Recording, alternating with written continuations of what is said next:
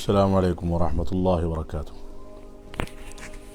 بسم اللہ الرحمن الرحیم، الحمد للہ والصلاة والسلام علی رسول اللہ۔ تاخیر کے لیے معذرت چاہتا ہوں، جو سوالات ہوں شروع کریں، تھوڑی ہی دیر بیٹھ سکوں گا مصروفیت کی وجہ سے۔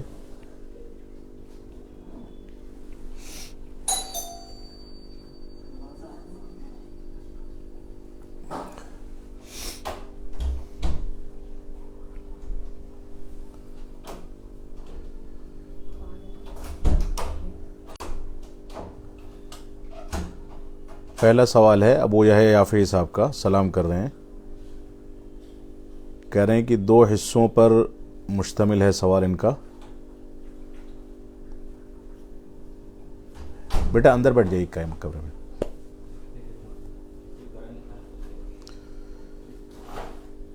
پہلا سوال ان کا 2 حصوں پر مشتمل ہے کہ کیا تمام صحابہ کرام کے لیے احترام و محبت واجب ہے؟ دوسرا سوال ہے کیا کسی مسلمان کو کسی صحابی کے کردار پر طعن کرنے کا حق حاصل ہے؟ دیکھیے، پہلے سوال کا جواب یہ ہے کہ ہاں، پہلے سوال کا جواب ہے، آپ کا پہلا سوال ہے کیا تمام صحابہ کرام کے لیے احترام محبت واجب ہے؟ جی، تمام صحابہ کرام کے لیے احترام و محبت واجب ہے۔ قرآن مجید نے جب سارے صحابہ کرام کے لیے رضامندی کا اعلان کر دیا، اللہ رب العالمین نے واضح کر دیا کہ اللہ رب العالمین ان سے راضی ہوا، وہ اللہ رب العالمین سے راضی ہوئے۔ قرآن و سنت میں کہیں بھی اس طرح کی استثناء موجود نہیں ہے کہ کسی صحابی رسول کو حق صحابیت سے الگ رکھا جائے۔ تو ہم کون ہوتے ہیں کہ صحابہ کرام کے احترام و محبت سے عدم وجوب کی بات کریں؟ تو حقیقت یہ ہے کہ سارے کے سارے صحابہ کرام سے احترام اور ان سے محبت واجب ہے، اور یہ ہمارے ایمان کا حصہ ہے۔ آپ کا دوسرا سوال ہے کیا کسی مسلمان کو کسی صحابی کے کردار پر طعن کرنے کا حق حاصل ہے؟ بالکل حاصل نہیں ہے۔ کسی بھی صحابی رسول کے کسی بھی کردار پر کسی انداز کا طعن کرنے کا حق کسی بھی مسلمان کو حاصل نہیں ہے۔ یہی اہل سنت والجماعت کا عقیدہ ہے کہ صحابہ کرام کے مشاجرات اور آپسی اختلافات جو ہوئے اجتہادی غلطیوں کی بنیاد پر یا دوسرے مسائل کی وجہ سے، ان پر اہل سنت والجماعت سکوت اور خاموشی اختیار کرنے کو واجب سمجھتے ہیں۔ لہذا کسی بھی صحابی رسول پر کسی انداز کا طعن کرنے کا حق حاصل نہیں ہے، اور نہ ہی کوئی ایسا سبب حقیقت میں موجود ہے جس کی بنیاد پر ہم کسی صحابی رسول پر طعن کر سکیں۔ لہذا ہمارے لیے واجب اور ضروری ہے کہ صحابہ کا احترام کریں، ان سے محبت کا اظہار کریں، اور کسی بھی صورت میں ان پر طعن کرنے کی گنجائش موجود نہیں ہے۔ اگلا سوال ہے سرفراز خان صاحب کا۔ سرفراز خان صاحب سلام کے بعد دعا کی گزارش کر رہے ہیں، اللہ تعالیٰ آپ کی دعا آپ کے حق میں دنیا اور آخرت کی تمام کامیابی کو آپ کا مقدر بنائے۔ اگلا سوال ہے ایک تھا لقنی سنی، ان کا سوال ہے سلام کے بعد، کہہ رہے ہیں کہ جب ہم کسی شرک کی دعوت دینے والے مولوی کی گستاخی کو عام کر کے اس کا رد کرتے ہیں تو بریلویوں کی طرف سے یہ جواب آتا ہے کہ تم ہوتے کون ہو جو ہمارے علماء کا رد کرتے ہو؟ جو ہم سنی ہے اور ہمارا یہی عقیدہ ہے، ہم غوث اعظم کو پکارتے رہیں گے مرتے دم تک، تمہارے کہنے سے ہم باز نہیں آنے والے، اپنا دیکھو۔ دیکھیے، اس سلسلے میں تھوڑی سی تفصیل ہے۔ آپ کا سوال جو ہے وہ اگر ہم کسی غلط عقیدے یا قبر پرستی والے عقیدے کے حاملین کا رد کرتے ہیں تو رد کرنے کے نتیجے میں اس عقیدے کے حاملین ہمارے اوپر یہ کہتے ہیں کہ ہم ان کے اوپر تنقید کرنے والے کوئی نہیں ہیں، یا ان کے اوپر تنقید کرنے کا حق ہم کو حاصل نہیں ہے، اس طرح کی بات کہی جاتی ہے۔ دیکھیے، یہاں پر ایک مسئلہ ہے کہ ہم اگر کسی کے اوپر تنقید کرتے ہیں تو کبھی کبھار ہمارے بعض احباب ایسے ہیں جو تنقید کرنے میں غلط انداز کے اسلوب اور غلط انداز کے الفاظ تک پہنچ جاتے ہیں۔ تنقید علمی اور عالمانہ ہونی چاہیے، تنقید کے اندر اسالیب کا خیال کیا جانا چاہیے، ایک دوسرے کا احترام ہونا چاہیے، ایک دوسرے کے اوپر طعن و تشنیع اور غلط انداز کے الفاظ کا استعمال نہیں ہونا چاہیے۔ علمی لحاظ سے رد سخت سے سخت کیا جائے، لیکن الفاظ مناسب اور احترام والے استعمال کیے جائیں، یہ ہماری ذمہ داری ہے۔ اب کبھی کبھار رد کرنے میں انسان احترام کے دائرے سے باہر نکل جاتا ہے، غلط الفاظ استعمال کر لیتا ہے، غلط اسلوب استعمال کر لیتا ہے، تو رد عمل یہ آتا ہے کہ وہ لوگ بوکھلاتے ہیں اور پلٹ کر کے ہمارے اوپر تنقیدیں کرتے ہیں، طعن و تشریح کرتے ہیں۔ لہٰذا اگر معاملہ کسی کے ساتھ ایسا ہے کہ تنقید کرنے والا غلط اسلوب اختیار کر رہا ہے، تو اس کو اپنے اسلوب کو بدلنا چاہیے۔ یہ تنقید علمی اور عالمانہ ہونی چاہیے، اس میں غلط انداز کے اسالیب استعمال نہیں کیے جانے چاہیے۔ اگر کوئی شخص ایسا ہے کہ عالمانہ تنقید کے باوجود اس طرح کی باتیں کرتا ہے، تو ایسی صورت میں گویا اللہ رب العالمین نے اس کے دل پر مہر لگا دی ہے، اور اللہ ہی ہدایت دینے والا ہے۔ ہم کو دعا کرنی چاہیے کہ اللہ رب العالمین اس کو ہدایت عطا فرمائے۔ اہل الحدیث کوئی ہیں، ان کا سوال ہے، سلام کے بعد کہہ رہے ہیں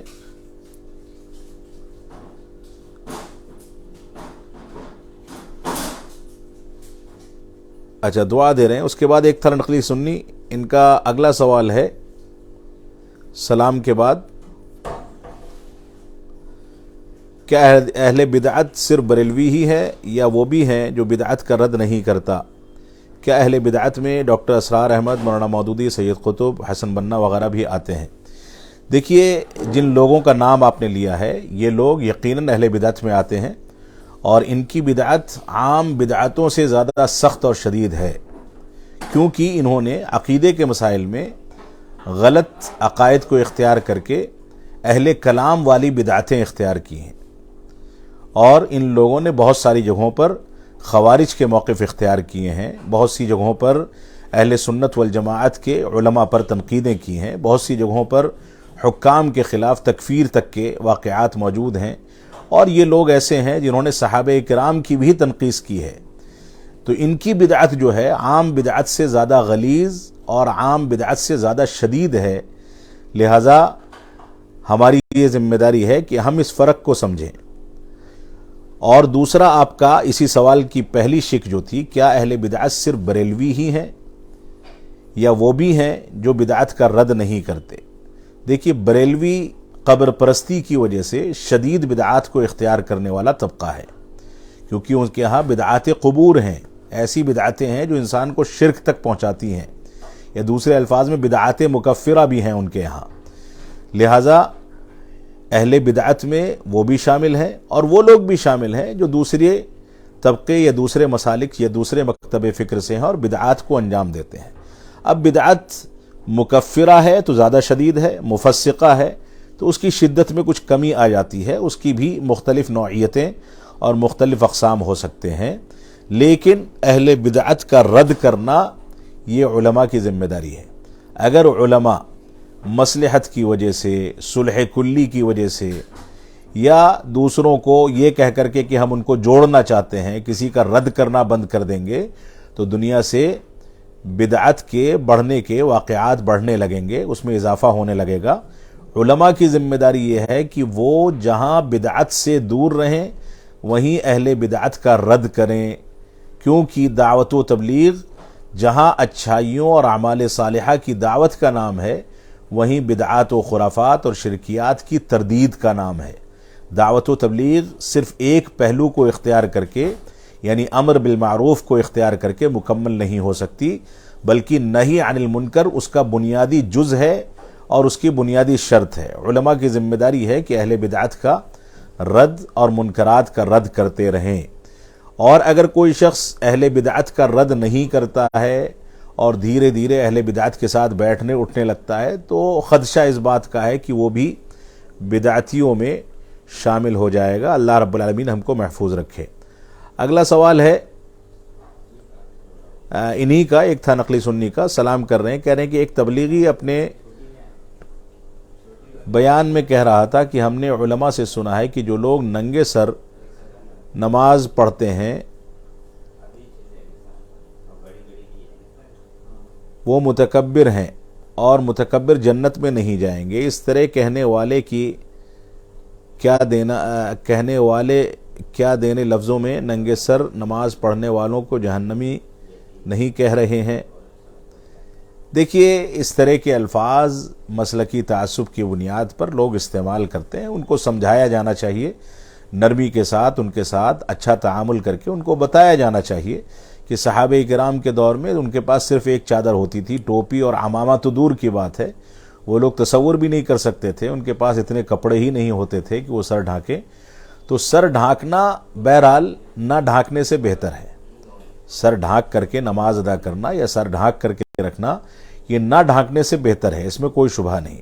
لیکن سر ڈھانکنے نہ ڈھانکنے والوں پر اس قدر تنقید کی جائے کہ وہ متکبر ہوتے ہیں اور جنت میں نہیں جائیں گے، اس طرح کا کوئی حکم لگاتا ہے تو بہت بڑی غلطی کر رہا ہے. اس کو توبہ کرنی چاہیے اور ہماری ذمہ داری ہے کہ اس کو نرمی کے ساتھ سمجھائیں.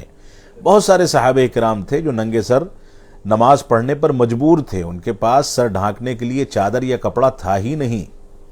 ایک صحابی رسول اکرم صلی اللہ علیہ وسلم کے پاس آتے ہیں، کہتے ہیں کہ میرے پاس ایک چادر ہے، میں جب سجدہ کرتا رکوع کرتا ہوں تو میرا گھٹنا کھل جاتا ہے، اور اگر گھٹنا ڈھانکتا ہوں تو میرا کندھا کھل جاتا ہے. اتنی تنگ چادر ہے، تو میں کیا کروں، کیسے نماز پڑھوں؟ تو اللہ کے نبی صلی اللہ علیہ وسلم نے فرمایا کہ جب تمہارے پاس یہی اتنا ہے تو مجبور ہو اسی میں نماز ادا کرتے رہو. تو اس طرح کے واقعات بے شمار صحابہ کرام کے ملتے ہیں. تو صحابہ کرام کے پاس چادریں ناکافی ہوتی تھیں، سر ڈھانکنا تو دور کی بات ہے. لہٰذا اس طرح کی باتیں اور اس طرح کا حکم لگانے والوں کو توبہ کرنی چاہیے، اور ہمیں بھی ان سے نرمی کے ساتھ پیش آ کر کے ان کو سمجھانا چاہیے کہ آپ کا یہ وتیرہ اچھا نہیں ہے. اگلا سوال ہے ایک تلقنی سنی کا. کہہ رہے ہیں کہ اجمیر درگاہ اعلی حضرت کا نعرہ لگانا ان کا اپنا مسئلہ ہے، لیکن امیر معاویہ کا نعرہ لگانا کیا صحیح تھا؟ دیکھیے، یہ پرانا جھگڑا ہے، میں اس پر بہت زیادہ تفصیل سے تبصرہ نہیں کرنا چاہتا. اصل میں قبر پرستوں نے امیر معاویہ رضی اللہ تعالیٰ عنہ کے خلاف تبرہ بازی کی ہے شیعوں کا ساتھ دیتے ہوئے. اگرچہ قبر پرستی کرنے والے اور رافضہ یعنی شیعہ دونوں ایک ہی تھالی کے دو بیگن ہیں، ان کے عقائد قبر پرستی کے مشترک ہیں. لیکن یہاں پر مسئلہ یہ ہے کہ اجمیر کی درگاہ سے کئی بار اس طرح کے بیانات آ چکے ہیں، جس میں وہ لکھنؤ کا ایک ندوی ہے وہ بھی شامل ہے. امیر معاویہ رضی اللہ عنہ کے خلاف تبرہ بازی، ان کے خلاف غلط انداز کے تبصرے، ان کی تنقیص، ان کی توہین، اس طرح کی چیزیں یہ لوگ کرتے رہے ہیں. اب وہاں کیا نعرہ لگا ہے، کیا ہوا ہے، میں نہیں جانتا ہوں تفصیل کے ساتھ. لیکن اس طرح کی نعرے بازی اور اس طرح کا شور شرابہ یقیناً غلط ہے، اس کی گنجائش موجود نہیں ہے. اگلا سوال ہے ایک تھا نقلی سنی انہی کا کہ سوالات آپ کے زیادہ ہیں، دوسرے لوگوں کو موقع کم مل رہا ہے. ان کا اگلا سوال ہے تبلیغی جماعت کے اکثر لوگ یہ کہتے ہیں کہ بے نمازی کو نمازی بنانے کے لیے تمہیں جو کرنا ہو کرو لیکن نماز کو مت چھوڑو. یہ بات میں 17 سال سے سنتا آ رہا ہوں. اب اس طرح کی غلط الفاظ جو کہ کسی خاص فرقے کا اپنا ہو کو کوئی اسلام بتا کر کے اسلام کے خلاف بولتا ہے تو ایسے کو کیا کہا جائے؟ دیکھیے، نماز صرف پڑھ لینا مسئلہ نہیں ہے. نماز کو رسول اکرم صلی اللہ علیہ وسلم کے طریقے کے مطابق پڑھنا اصل ہے، کیونکہ نماز میں یا کسی بھی عبادت میں اس کی قبولیت کے لیے دو بنیادی شرطیں ہیں. ایک شرط یہ ہے کہ اس عبادت کو اللہ رب العالمین کی رضامندی اور اس کے اخلاص کی تکمیل کے لیے ادا کیا جائے. دوسری شرط یہ ہے کہ وہ طریقہ رسول اکرم صلی اللہ علیہ وسلم کا اپنایا جائے، اسی طریقے کے مطابق نماز ادا کی جائے. اب کوئی شخص اخلاص کے ساتھ نماز ادا کرتا ہے لیکن سنت نبوی کے مطابق نہیں کرتا تو اس کی عبادت باطل ہے. کوئی سنت نبوی کا اہتمام کرتا ہے اور اخلاص موجود نہیں ہے تو بھی اس کی عبادت باطل ہے. دونوں شرطوں کا پایا جانا ضروری ہے. اب اس طرح کی بات کہ صرف ان کو مسجد سے جوڑ دیا جائے، نماز سے جوڑ دیا جائے، طریقہ نہ سمجھایا جائے، نہ بتایا جائے کہ کون سے طریقے پر نماز ادا کی جا رہی ہے، تو یہ غلط طریقہ ہے. ہمارا کام جوڑنے کا بھی ہے اور ہمارا کام ان کو صحیح طریقہ سکھانے کا بھی ہے. کہ دونوں کی دونوں چیزوں کا لحاظ رکھنا ہماری ذمہ داری ہے.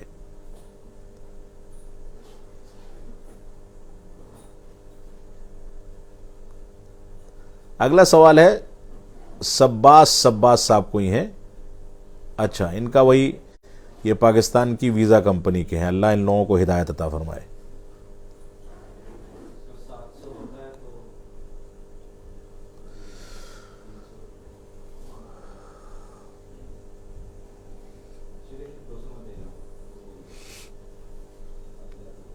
ہاں، اور کوئی سوال ہو کسی کا تو بتائیے.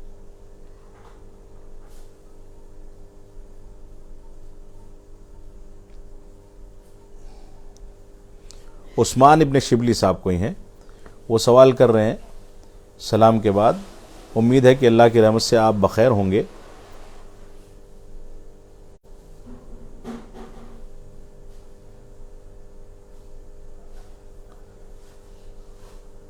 ان کا سوال یہ ہے کہ دارالاسلام اور دارالکفر کس کو کہتے ہیں؟ کیا ہندوستان دارالکفر ہے؟ بنگال کے کچھ نوجوان یہ کہہ رہے ہیں کہ ہندوستان دارالکفر ہے، اس لیے ہندوستان کے آس پاس کے مسلم ملکوں سے ہندوستان کے دینی مدارس جیسا کہ جامعہ سلفیہ بنارس، علی گڑھ مسلم یونیورسٹی جیسے اور بھی کئی مدرسوں کے باہر ایجوکیشن کے لیے آنا جائز نہیں ہے، اس لیے کہ یہاں اپنا دین و اخلاق کی حفاظت کرنا بہت مشکل ہے، اور ہو سکے تو یہاں کے مسلمانوں کو مسلم ملکوں پر ہجرت کرنا لازم ہے. ایسے اوٹ پٹانگ باتیں کرنے والوں کو آپ کچھ نصیحت کیجئے. یہ فضول قسم کے ایسے ناکارہ لوگ ہیں جو ہندوستان میں بیٹھ کر کے یا دوسری جگہوں پر بیٹھ کر کے مسلمانوں کے دلوں میں بے چینی پیدا کرتے ہیں، ایک حرام کام کرتے ہیں. کون سا ایسا ملک ہے جس کو آپ دارالاسلام کہیں گے؟ ہندوستان، پاکستان، بنگلہ دیش، یہ تینوں ممالک سیاسی لحاظ سے تقریباً ایک کیفیت میں ہیں. تینوں جگہوں پر طاغوتی نظام چلتا ہے. جمہوریت، ڈیموکریسی تینوں جگہوں پر نافذ ہے، اور یہ تینوں کے تینوں غیر اسلامی نظام ہیں. ہندوستان یقیناً دارالامن ہے، دارالکفر نہیں ہے. یہاں کفار جو رہتے ہیں کثرت کے ساتھ، اس کی بنیاد پر اس کو دارالکفر کہا جا سکتا ہے، لیکن شرعی اصطلاح میں ایسے ملک کو دارالامن کہا جاتا ہے جہاں آپ اذان دے سکتے ہیں، نمازیں ادا کر سکتے ہیں، اپنی اسلامی احکامات پر مکمل طریقے سے عمل کر سکتے ہیں. بہت سارے ایسے مسلم ممالک ہیں، بے شمار ایسے مسلم ممالک ہیں جو مسلم حکمران جن کے اندر موجود ہیں، لیکن وہ اسلامی نظام پر نہیں چل رہے. ان کے یہاں بے حیائی ہندوستان سے زیادہ ہے، ان کے یہاں اسلام کی خلاف ورزی ہندوستان سے زیادہ ہے، ان کے یہاں اسلام کی مخالفت ہندوستان سے زیادہ ہے. بہت سارے ایسے مسلم ممالک ہیں، وہاں رہ کر کے انسان اتنا اسلام پر عمل نہیں کر سکتا جتنا ہندوستان میں رہ کر کے کر سکتا ہے. بہت سارے ایسے ممالک ہیں جہاں اسلامی تعلیمات پر عمل پیرا ہونے کی اجازت یا آزادی ہندوستان کے بالمقابل بہت کم ہے، جبکہ وہ ملک مسلمانوں کا ہے.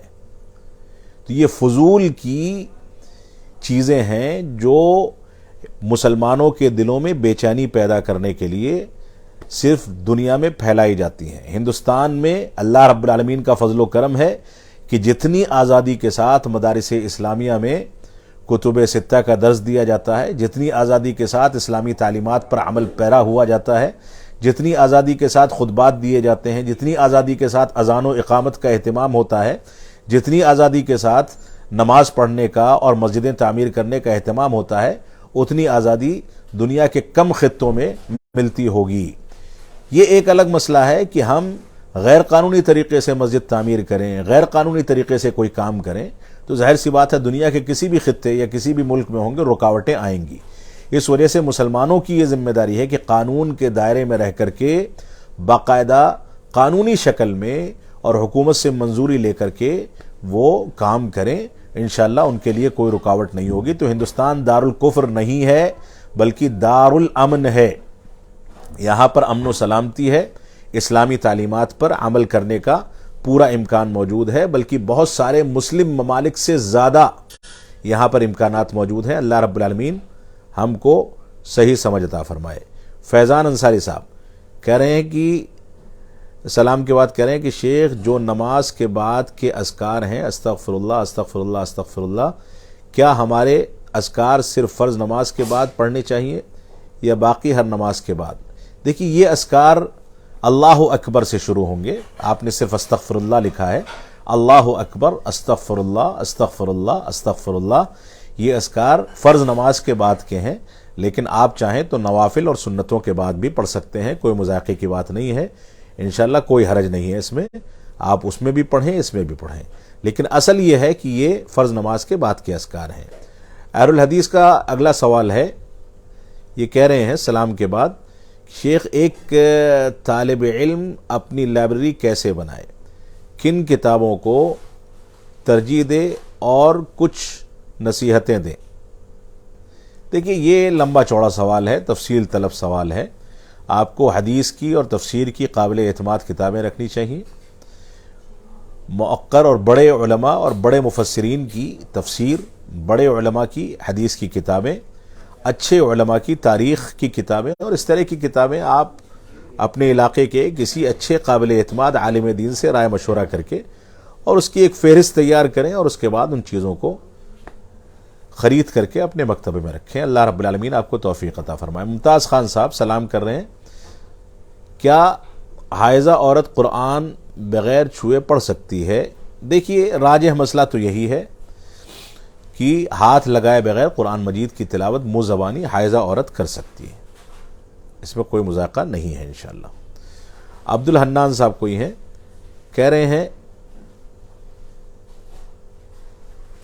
ان کا سوال ہے عبد الحنان صاحب کا، جو لوگ صحابہ کرام پر لعن طعن کرتے ہیں اور بغض رکھتے ہیں، خاص کر حضرت امیر معاویہ بن نبی سفیان رضی اللہ عنہ، ان کے لیے کیا حکم ہے؟ جو بغض رکھتا ہے وہ یقیناً بہت بڑی خطا کر رہا ہے، عقیدے کے لحاظ سے اس کے ہاں فساد ہے، وہ گناہ کبیرہ کا مرتکب ہے. اور یہ بغض کبھی کبھار انسان کو خوارج کے عقیدے پر لے جا کر کے اسلام سے باہر کا راستہ دکھا دیتا ہے. امیر معاویہ بن نبی سفیان رضی اللہ عنہ سے اگر کوئی بغض رکھتا ہے تو گویا وہ اللہ کے نبی صلی اللہ علیہ وسلم سے بغض رکھتا ہے. کوئی امیر معاویہ بن نبی سفیان رضی اللہ عنہ سے بغض رکھتا ہے تو گویا وہ قرآن مجید سے بغض رکھتا ہے، کیونکہ قرآن مجید ان لوگوں کو سراہتا ہے. اللہ کے نبی صلی اللہ علیہ وسلم ان لوگوں سے محبت کا اظہار کرتے ہیں، ان کے ساتھ اٹھتے بیٹھتے ہیں. اللہ کے نبی صلی اللہ علیہ وسلم کی وفات کے بعد یہ لوگ نبوت کے مشن کو لے کر کے ساری دنیا میں عام کرتے ہیں، جان تک قربان کرتے ہیں. تو ان لوگوں پر تنقید کرنے والا یقیناً ناقص الایمان بھی ہے، اور بسا اوقات اس میں مبالغہ کرنے کے نتیجے میں ہو سکتا ہے کہ وہ اسلام سے باہر کا راستہ دیکھ لے. لہٰذا ایسے شخص کو فوراً توبہ کرنی چاہیے، کیونکہ وہ امیر معاویہ رضی اللہ عنہ پر تنقید کر کے گویا اللہ کے نبی صلی اللہ علیہ وسلم پر، اللہ رب العالمین پر، قرآن مجید پر اور اسلامی شاعر پر تنقید کرتا ہے اور تنقید کرتا ہے. اللہ رب العالمین ہم کو محفوظ رکھے. مزمل احمد صاحب کوئی ہیں، ان کا سوال ہے سلام کے بعد، ایسے لوگوں سے ہمیں کیسے رہنا جہاں ہمیشہ لڑائی جھگڑے اور پولیٹکس کھیلتے ہیں بجائے دینی تعلیمات کو عام کیے؟ دیکھیے ایسا کوئی بھی آدمی جو دینی تعلیمات سے اپنی مجالس کو معطر نہیں رکھتا ہے، دین کی باتیں نہیں کرتا ہے، لڑائی جھگڑا اور پولیٹکس میں پڑا رہتا ہے، فضول باتیں کرتا ہے، ایسے لوگوں سے کنارہ کشی اختیار کر لیں. اور ایسے لوگوں کے ساتھ بیٹھنا یا ان کی صحبت اختیار کرنا یہ ہمارے ایمان کو، ہمارے عمل کو ضائع کرنے والی چیز ہے. لہٰذا ہم کو احتیاط رکھنا چاہیے. مختار بن احمد صاحب سلام کر رہے ہیں، کہہ رہے ہیں کہ 12 اماموں کا سچ کیا ہے؟ یہ رافضہ کا عقیدہ ہے، اثنا عشریہ کا، 12 اماموں کا جو باطل عقیدہ ہے. کوئی 12 امام نہیں ہے.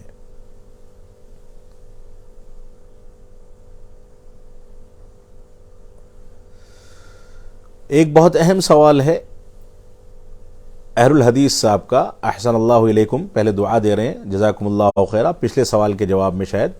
اس کے بعد کہہ رہے ہیں کہ یوم جمہوریہ منانے کا کیا حکم ہے؟ یوم جمہوریہ، یوم آزادی، یہ فقہ الاقلیات کے تحت بسا اوقات مسلمانوں کے لیے ضروری عمل ہے.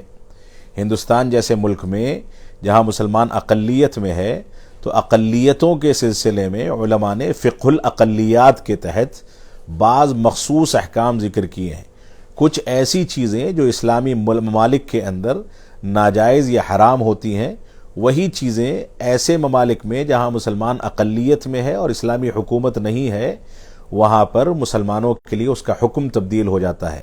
یوم جمہوریہ اور یوم آزادی یعنی 15 اگست اور 26 جنوری پر جو تقریبات منائی جاتی ہیں، اس میں اس طرح کے اعمال سے بچیں جو اعمال قرآن و سنت کے خلاف ہیں یا اسلامی عقائد کے خلاف ہیں۔ اس کے علاوہ تاریخ یاد کرنے کے لیے اور ضروری حد تک جو نظام ہے اس کے تحت اس کا اہتمام کرنے میں کوئی حرج کی بات نہیں ہے، بلکہ بسا اوقات یہ چیزیں ناگزیر ہیں کہ کہیں ایسا نہ ہو کہ اس کو بہانہ بنا کر کے مسلمانوں کو نشانہ بنایا جائے۔ اس وجہ سے ہمیں اس بات کا خیال رکھنا چاہیے۔ عمران علی شیخ صاحب سلام کر رہے ہیں، خیریت پوچھ رہے ہیں۔ پہلا سوال ہے، کسی عام انسان کو زیبا دیتا ہے کہ کسی عالم دین پر تنقید کی جائے، چاہے وہ سوشل میڈیا پہ یا کسی واٹس ایپ گروپ میں؟ پہلا سوال آپ کا یہ ہے۔ دیکھیے، کسی عام آدمی کے لیے کسی عالم دین پر تنقید اور تنقید کو رواج دینا یہ غلط ہے۔ یہاں تک کہ کوئی ایسا عالم دین ہے جو باطل عقیدے پر ہے، اس کے اوپر بھی ذاتی اور نجی تنقید کرنے سے ہم کو بچنا چاہیے، لیکن اس کے بدعات والے مواقف کی دلائل کی روشنی میں علمی اور عالمانہ تنقید سختی کے ساتھ کی جانی چاہیے، لیکن ذاتیات پر نہیں آنا چاہیے۔ آج کل ہوتا یہ ہے کہ انسان سے جب جواب نہیں بن پڑتا ہے تو ذاتیات پر آ جاتا ہے، اور ایک عام آدمی کے لیے کسی عالم پر تنقید کرنا یا غلط انداز کے الفاظ استعمال کرنا یہ نازیبا حرکت ہے، اس سے ہم کو بچنا چاہیے۔ دوسرا سوال ان کا یہ ہے کہ ایک عام آدمی پڑھا لکھا جو قرآن و سنت پر پڑھتا ہے، اس کو کسی عالم دین سے علم حاصل کر سکتا ہے؟ دیکھیے، جو آدمی پڑھا لکھا ہے قرآن و سنت پر، بلکہ کوئی بھی شخص ہو، قرآن و سنت پر پڑھا لکھا ہونا یا قرآن و سنت کا علم رکھنا یہ کافی نہیں ہے، بلکہ اس کو منہج صحابہ پر سمجھنا ہماری ذمہ داری ہے، اور ہر شخص کی یہ ذمہ داری ہے کہ عالم کے پاس رجوع کرے، عالم سے مسائل کو سمجھنے کی کوشش کرے۔ یہاں تک کہ علماء کی یہ ذمہ داری ہے کہ جن مسائل میں ان کے یہاں کمزوری ہے وہ دوسرے راسخ اور اچھے اور بڑے علماء، قابل علماء سے رجوع کر کے اپنے علم میں اضافہ کرتے رہیں۔ تو ہر انسان کی ذمہ داری ہے کہ اپنے سے بڑے عالم سے جڑے، ایک عالم کی ذمہ داری ہے کہ اپنے سے بڑے عالم سے جڑے۔ یہ سلسلہ ایک دوسرے سے جڑ کر کے علماء کی نگرانی میں، علماء کے اشراف میں آگے بڑھتا ہے، تبھی جا کر کے انسان کو دین کا صحیح علم حاصل ہوتا ہے۔ ریحان ذکی الدین صاحب کا سوال ہے کہ شیخ، دل کو قلب سلیم اور قلب منیب کیسے بنائیں؟ نیکیاں کر کے، اعمال صالحہ کر کے، دل کی نیت کو صاف کر کے، اللہ رب العالمین سے قربت اختیار کر کے قلب صالح اور قلب منیب بنا سکتے ہیں۔ یہ بنیاد یہ ہے کہ حلال و حرام کی تمیز ہو، حلال پر اکتفا کریں، حرام سے دوری اختیار کریں، قرآن مجید سے اور اللہ رب العالمین کے ذکر و اذکار سے زیادہ دل لگائیں، انشاءاللہ اس میں تبدیلی آئے گی۔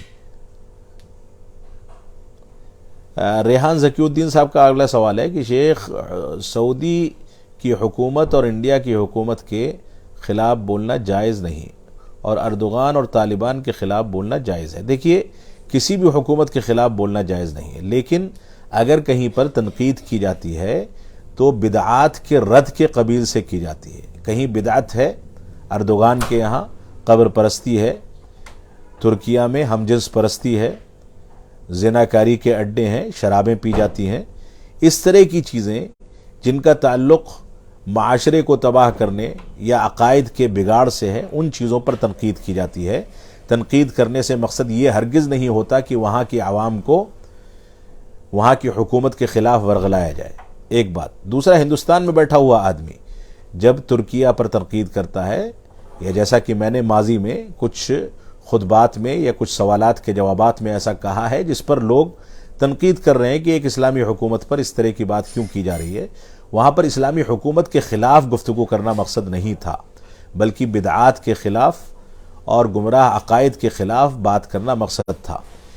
یہاں پر پریشانی یہ ہے کہ تھوڑا سا پروپیگنڈا اٹھتا ہے اور سعودی عرب کے خلاف ترکیہ اور ساری دنیا متحد ہو جاتی ہے، اس کے توحید کے خلاف، حرمین کے خلاف، عقیدے اہل سنت والجماعت کے خلاف، یہ سارے کے سارے ایک ہو جاتے ہیں۔ ایران کے ساتھ کوئی ایک ہو جائے گا، کوئی جا کر کے قطر کے ساتھ ایک ہو جائے گا، کوئی اخوان المسلمین کے ساتھ ایک ہو جائے گا، اور اس کے بعد مسلمان جھوٹی خبریں پھیلا کر کے سعودی عرب کے خلاف بوال کھڑا کرتے ہیں اور ان لوگوں کی حمایت کرتے ہیں۔ جھوٹی خبروں کی بنیاد پر جھوٹے واقعات بتائے جائیں گے، جھوٹا پروپیگنڈا کیا جائے گا، اور اس کے بعد ان لوگوں کا نام کیا جائے گا، سعودی حکومت کو بدنام کیا جائے گا۔ پھر ہم ان کے عقیدے کی بنیاد کے ان کے اوپر کوئی تنقید کرتے ہیں تو آ کر کے وہ لوگ یہ کہتے ہیں کہ نہیں، حکومت کے خلاف بولنا صحیح نہیں۔ یا حکومت کے خلاف بولنا مقصد نہیں ہے، بلکہ بدعات پر اور شرکیات پر تنقید کرنا مقصد ہے۔ اس تنقید کے ضمن میں دنیا کی کوئی بھی طاقت، کوئی بھی حکومت آئے،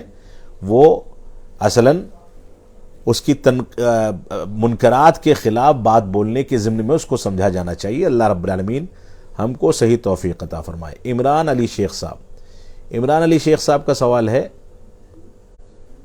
کہہ رہے ہیں کہ کچھ لوگ اہل حدیث جمعیت پر تنقید کا نشانہ کرتے ہیں، کچھ عالم دین کی غلطی کی وجہ سے ان کے ساتھ میں اہل حدیث جمعیت کو بزدل ہے، ایسی سوچ پیدا ہو رہی ہے، اس پر وضاحت کریں۔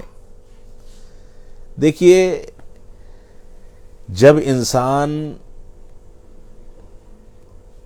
راہ راست سے بھٹک جاتا ہے، غلط چیزوں کے اوپر چلنے لگتا ہے، عملی لحاظ سے کمزور ہو جاتا ہے، تو اللہ رب العالمین اس کے اوپر ایسے لوگوں کو مسلط کر دیتا ہے جو لوگ عملی لحاظ سے کمزور ہیں، جن کی پالیسیاں کمزور ہیں۔ ہماری جمعیت کی صورتحال جو بھی ہے، لیکن بہرحال وہ جمعیت ہے، اور اس کے جو ذمہ داران ہیں وہ ذمہ داران ہیں، ان کو تنہائی میں بیٹھ کر کے سمجھایا جانا چاہیے۔ ان کے ہاں بہت ساری خامیاں ہیں، ہم بھی اس بات کو محسوس کرتے ہیں، لیکن اس کا مطلب یہ نہیں ہے کہ آپ پبلکلی اور ہر جگہ پر ان کے اوپر تنقید کرتے پھریں اور دوسرے مکاتب فکر کو ہمارا مذاق اڑانے کا موقع ملے۔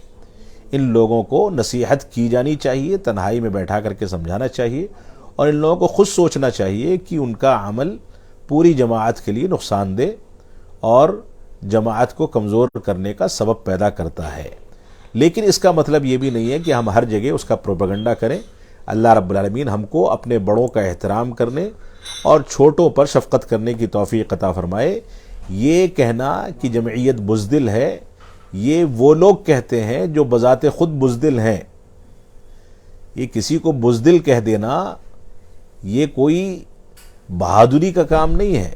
بہادری کا کام یہ ہے کہ جو کمیاں کوتاہیاں ہمارے بڑوں میں ہیں، آپ ان کمیوں کوتاہیوں کو مثبت انداز سے دور کرنے اور خود وہ کارنامہ انجام دینے کے لیے آگے بڑھیں۔ ہماری صورتحال یہ ہے کہ ہم نمازوں میں حاضری تو دے نہیں پاتے، دو لوگوں کے درمیان دعوت و تبلیغ کا کام تو کر نہیں پاتے، اپنے گھرانوں کے اندر خود اپنی یا اپنے بچوں کی اصلاح تو کر نہیں پاتے، ان کو مسجدوں سے جوڑ تو پاتے نہیں ہیں، اور اس کے بعد چلتے ہیں اپنے بڑوں پر تنقیدیں کرنے کے لیے۔ یہ بڑی غلط بات ہے۔ اگر کسی کے اندر بزدلی نہیں ہے، بہادری ہے، تو اپنے لوگوں میں دعوت تبلیغ کا کارنامہ انجام دے کر کے دکھائے۔ اللہ رب العالمین ہم کو ہدایت عطا فرمائے اور شور و غوغا سے اور اس طرح کی چیزوں سے محفوظ رکھے۔ ریحان ذکی الدین صاحب، اس کا سوال میں دے چکا ہوں، آپ کے سوال کا جواب پہلے آ چکا ہے۔ اگلا سوال ہے ان کا، کیا ڈیموکریسی کی حکومت جائز ہے اور کیا ہم ریپبلک ڈے سیلیبریٹ کر سکتے ہیں؟ اس کا تذکرہ پہلے گزر چکا، ایک سوال کے جواب میں یہ آ چکا۔ اگلا سوال ہے DRX استغفار کوئی ہیں، سلام کر رہے ہیں کہ میں نے آپ کے ایک لیکچر میں سنا تھا کہ حافظ عثمان ربانی کو نہیں سننا چاہیے، وہ کیوں؟ وہ عالم دین نہیں ہیں اور علماء سے ان کا رابطہ بھی اس طریقے کا نہیں ہے۔ ان کے لیکچرز میں اور ان کی تقریروں میں اس طرح کی باتیں آتی رہی ہیں جو کسی علمی بنیاد پر نہیں کہی گئی ہیں، لہذا میں اس بحث میں دوبارہ نہیں پڑھنا چاہتا۔ لیکن اصل یہ ہے کہ علم علماء سے لیا جانا چاہیے۔ قابل اعتماد علماء بے شمار جنوبی ہندوستان میں بھی موجود ہیں، ان لوگوں سے علم لیا جائے۔ اللہ رب العالمین ہم کو علماء سے علم حاصل کرنے کی توفیق عطا فرمائے۔ اگلا سوال ہے مزمل احمد صاحب کا، کہہ رہے شیخ ہمیشہ قیامت کی نشانیاں سنانا اور گناہوں کا اثر ہمیشہ یہی سنانا صحیح ہے کیا کہ ہمیں گراؤنڈ ریئلٹی پہ بات کرنا چاہیے؟ تفصیلاً سمجھائیں۔ دیکھیے کچھ لوگ ایسے ہوتے ہیں جو قیامت کی نشانیوں اور علامتوں کے بارے میں بار بار ذکر کرتے ہیں، پیشین گوئیاں کرتے ہیں کہ اب ایسا ہو گیا، اب ایسا ہونے والا ہے، 10 سال کے بعد ایسا ہوگا، 15 سال کے بعد ایسا ہوگا، ہماری پیشین گوئی ہے۔ یہ سب فضول کی باتیں ہیں، یہ غیبی دعویٰ ہے، غیب کے علم کا دعویٰ ہے۔ آگے کیا ہونے والا ہے اللہ بہتر جانتا ہے۔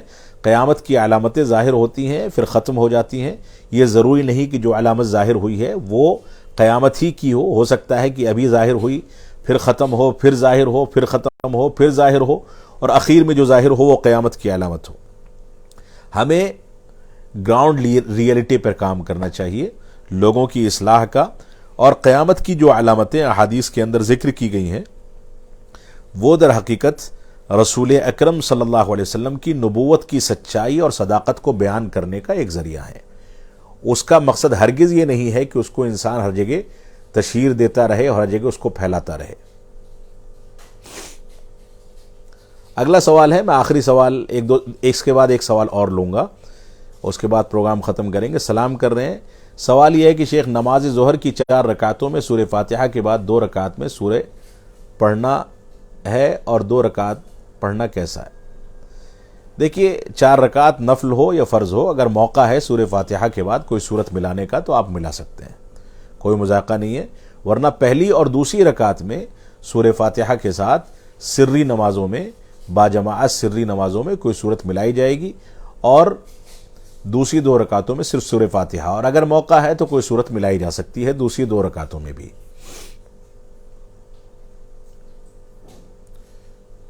ایک سوال میں اور لوں گا، اس کے بعد بات کو ختم کریں گے۔ رضوان انصاری صاحب کوئی ہیں؟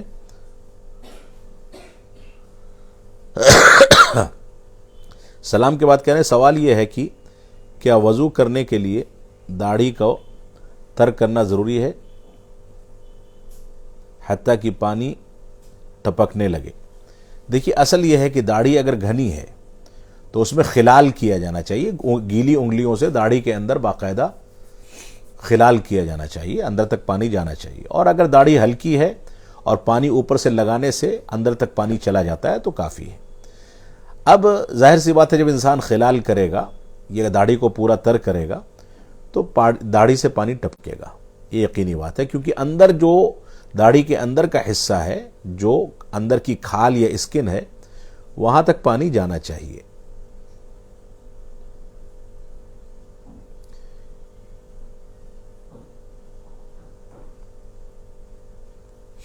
اسی پر میں ختم کروں گا پروگرام، طبیعت بھی کچھ ٹھیک نہیں ہے، زیادہ دیر بیٹھنا مشکل ہے اور مصروفیات بھی زیادہ ہیں۔ کچھ اور سوالات رہ گئے ہوں گے تو اس کا ان باکس میں انشاءاللہ جواب دیا جائے گا۔ وصلی اللہ علی نبینا محمد وعلی آلہ وصحبہ وسلم، والسلام علیکم ورحمۃ اللہ وبرکاتہ۔